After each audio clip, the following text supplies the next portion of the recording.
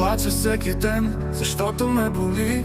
Аламата не знае, не пита, не разбира. Тя си живее живота далеч от мен, а аз се разпадам ден след ден. Нощем се будя, не мога да спя. Мисля за нея, сърцето ми не млъква. Тя не ми помага, не ме разбира. А аз се боря с болка, която не умира. Има хора, които се обичат, дори малко, но пак се усещат. А аз съм тук, гледам ги в застой и ми става гадно, че не съм като тях.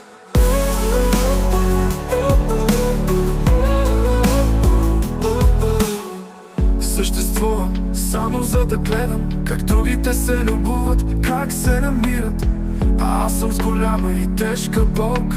Аламата не чува, не вижда, не знае. Не искам замък, не искам богатство. Искам само ламата да ме разбере, да види болката, да я почувства, да знае, че наистина ме боли и че това не е прищявка, а нужда.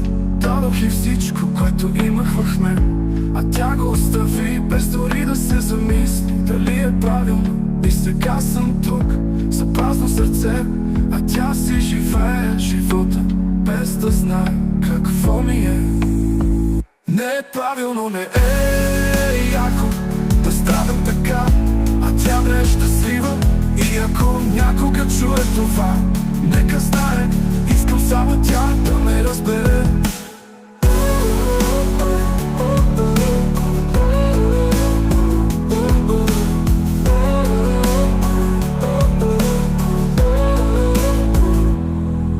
Има хора, които се обичат, дори малко, но пак се усещат. А аз съм тук, гледам ги в застой и ми става гадно, че не съм като тях.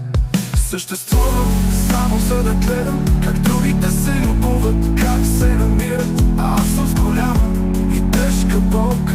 Аламата не чува, не вижда, не знае. Не искам замък, не искам богатство. Искам само ламата да ме разбере, да види болката, да я почувства, да знае, че наистина ме боли и че това не е прищявка, а нужда.